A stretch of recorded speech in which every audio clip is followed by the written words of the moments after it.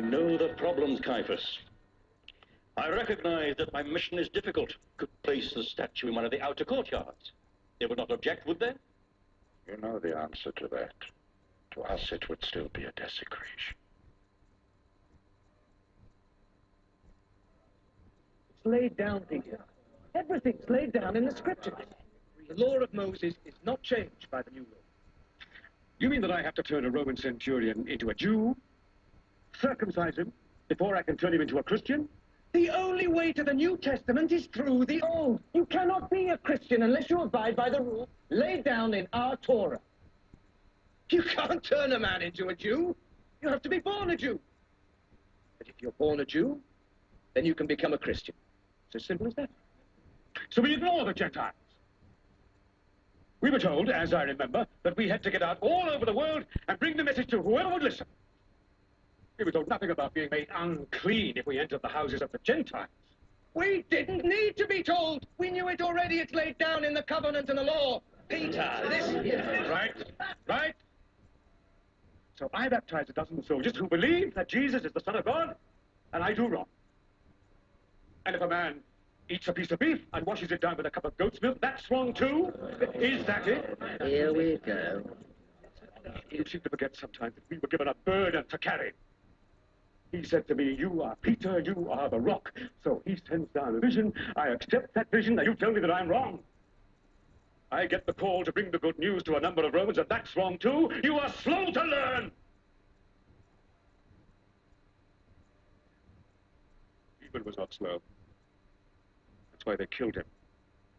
Stephen saw that a new way began where the old ended. I cannot accept it. I cannot. Will not. You are like it. Still need to be sure of your stubbornness. And if the blood-stained Caligula himself saw the light and said that he wanted to turn Christian, what do we do? Do we say, no, your imperial blood-stained majesty, you are not a Jew, so you cannot be a Christian? Seems to me that you all have a great deal of rethinking to do. How about the temple? What about the temple? Is it still our temple? Do we join up with the other Jews who are not Nazarenes and die for the temple? They too are martyrs, and we respect them. But we know that our heart is the Lord's temple. You don't understand me, Peter. We're still part of the history of the Jews, which means we have to defend the temple. Yes. Well, he would have stood up there with a whip. You know that. So we, who are whipped and stoned and jailed, we now have to fight for a statue? Is that what you mean? No. They threatened to desecrate our temple by shoving into it a statue of their emperor god. We have work to do. We cannot afford to be knifed or strung up on a cross. The Romans want us to fight back, but we must not yield to the temptations that they offer us. We have work to do. Members of the faith and friends of the faithful, we are assembled in a time when little would seem to hinder the growth of this church in Jerusalem and the daughter churches of Asia. The rule of Judea, since the sudden death of its king, is, as you all know, reverting to Rome. We expect a procurator appointed by the Emperor Claudius, and we anticipate a certain measure of Roman justice. James, good and just, whose name none of us can utter without remembering his martyred namesake, James leads the Jerusalem church.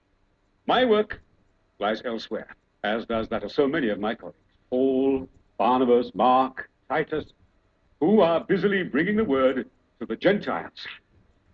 And we are met today to consider a particular question: the relationship between these same Gentiles and the followers of the Lord Jesus Christ, who, born a Jew, came to fulfill, not to abolish, the law of Moses. But what about circumcision? We demand circumcision. Friends,